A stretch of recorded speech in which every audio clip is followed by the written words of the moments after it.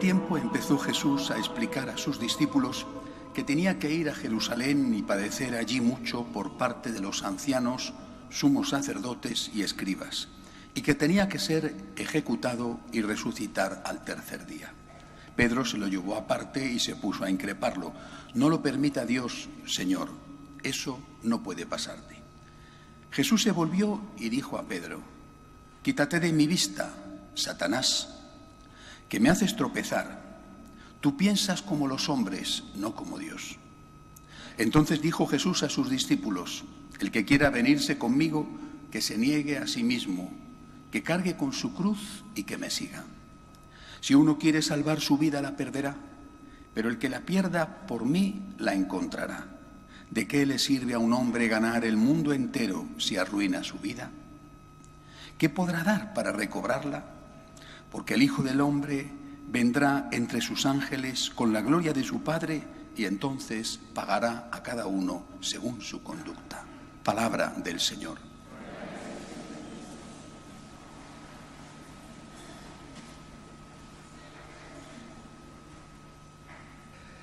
Muy seria debía de ser la cosa, muy importante, para aquel señor que acababa de decir que Pedro era su sucesor, su vicario en la tierra, le comparara, le llamara Satanás. Apártate de mí, Satanás, que me hace tropezar. Muy importante tenía que ser el tema. Tan importante que es lo esencial de nuestra fe. Nosotros proclamamos que Cristo es nuestro Salvador y que Cristo nos salva, por supuesto, de muchas maneras. Nos salva cuando enseña, la verdad que nos enseña. Cristo nos salva con su comportamiento, cuando no solamente su doctrina, sino su hacer. Por ejemplo, cómo evita que maten a aquella mujer adúltera, pero no justifica el adulterio.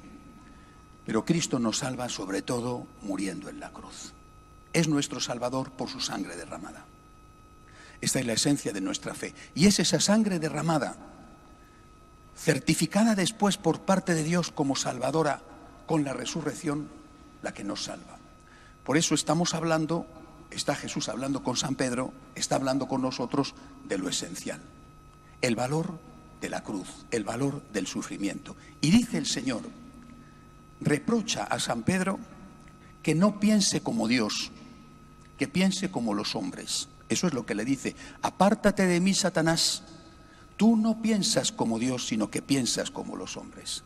Y en la conversación que sigue añade cosas tan tremendas como esta: ¿de qué le sirve al hombre ganar el mundo entero si pierde su alma? ¿Qué podrá hacer para recobrarla? O dicho de otra forma, ¿de qué sirve que tengas honores, títulos, que te hagan reverencias si tú no estás haciendo lo que Dios quiere? ¿De qué sirve? ¿Qué precio estás pagando? El precio de tu conciencia. ¿Qué precio estás pagando para conseguir esos honores y dignidades? Eso es algo que cada uno, sobre todo los que tienen los honores y dignidades, tendría que pensárselo. Aquí el Señor nos está diciendo a cada uno de nosotros: ¿cómo actúas tú cuando tienes un problema? O una variedad de problemas, que son los problemas de la vida. ¿Cómo actúas tú? ¿Te consideras como el mundo te considera, un desgraciado? ¿Te consideras un inútil porque eres enfermo? ¿Te consideras un inútil porque eres anciano? ¿Te consideras un inútil porque no has triunfado en tu carrera, en tu profesión? Hay otros que ganan más o hay otros que brillan más. ¿Te consideras un inútil porque no eres entendido, eres criticado, eres perseguido? Estás teniendo la visión de los hombres, no la visión de Dios. San Francisco de Asís, que de esto sabía un poquito, decía: el hombre es lo que es ante Dios y no más.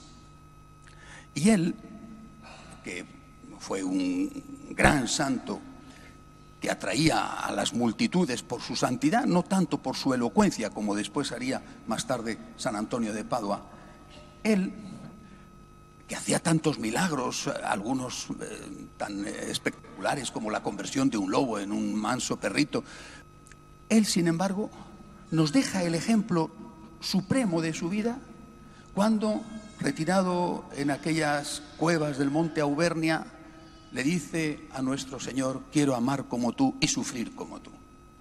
Quiero sufrir como tú. Porque San Francisco sabe lo que ha dicho Jesús: dichosos vosotros cuando seáis perseguidos por mi causa, porque vuestro es el reino de los cielos. Ay de vosotros cuando todos los hombres hablen bien de vosotros. Ay de vosotros, porque ya habréis recibido vuestro premio en la tierra. San Francisco sabe el valor del sufrimiento. Y sabe que en la poca vida que le quedaba, porque ya estaba en ese momento muy enfermo, tenía que ofrecer, aceptando la imitación de Cristo crucificado, tenía que ofrecer el mayor ejemplo que podía ofrecer a los hombres.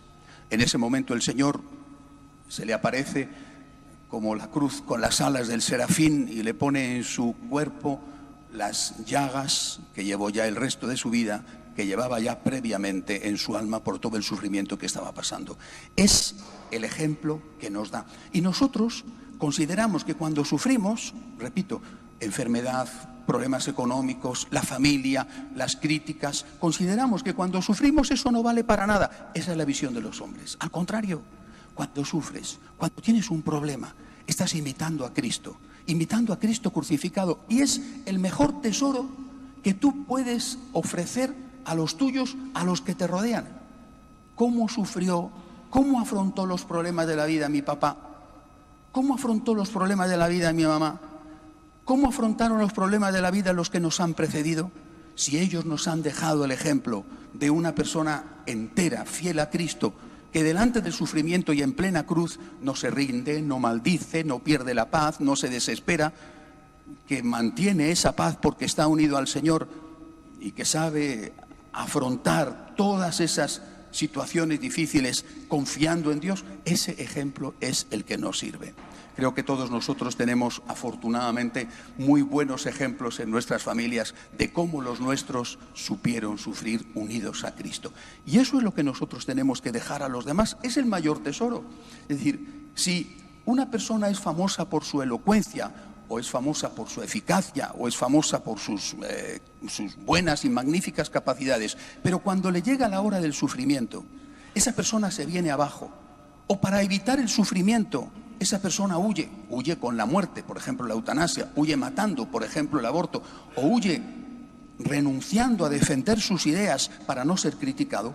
¿Qué ejemplo nos da? El ejemplo que nos han dejado nuestros mayores es el ejemplo de aquellos que han sabido aceptar la cruz, unidos a Cristo y por amor a Cristo. Ese es el ejemplo que nosotros tenemos que dar. Por eso, la cruz es un tesoro. Tienes un problema, repito, esa amplia paleta de problemas que hay en la vida, ¿verdad? La enfermedad, la crisis familiar, la crítica. Tienes un problema, tienes un tesoro. Muchas veces os preguntáis, ¿qué tengo que hacer para que mi hijo practique? ¿Se ha alejado de la iglesia?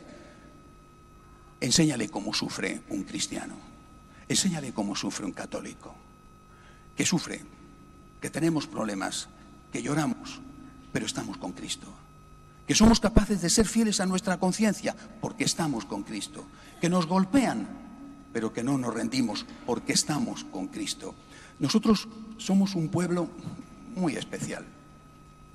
Es un pueblo que tiene como su primer héroe no solo literario, sino histórico, aunque esté envuelto en el mito y en la leyenda, pero histórico al fin. Es un pueblo que tiene como primer héroe al Cid Campeador, que era un personaje fiel y que por fidelidad aguantó incluso el destierro.